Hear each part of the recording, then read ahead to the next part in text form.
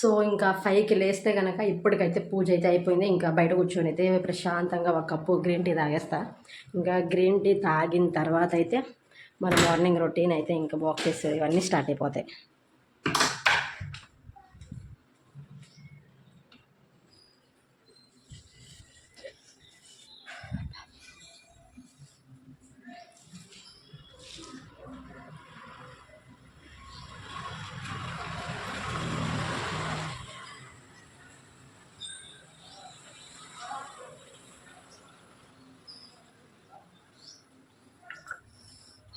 వాతావరణం అయితే చాలా చల్లగా ఉంది.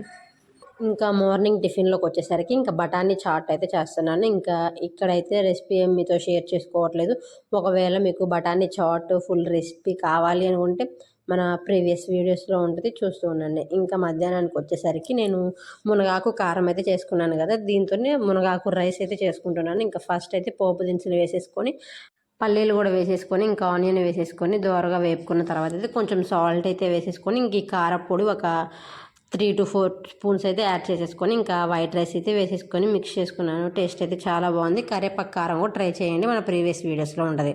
ఇంకా ఈవినింగ్ స్నాక్స్ వచ్చేసరికి నేను స్వీట్ కార్న్ చీజ్ సమోసా అయితే చేస్తున్నాను. టేస్ట్ అయితే చాలా బాగా వచ్చాయండి. మీకు కనుక రెసిపీ కావాలి అనుకుంటే కామెంట్ చేయండి, ఇంకోసారి డీటెయిల్గా అయితే రెసిపీ మీతో షేర్ చేసుకుంటాను. ఇంకా సమోసా అయితే డీప్ ఫ్రై అయితే చేశాను. టేస్ట్ అయితే చాలా బాగుంది. మీ దగ్గర టైం కనుకుంటే ఖచ్చితంగా ట్రై చేయండి. ఎలా వచ్చిందో కామెంట్ అయితే చేయండి.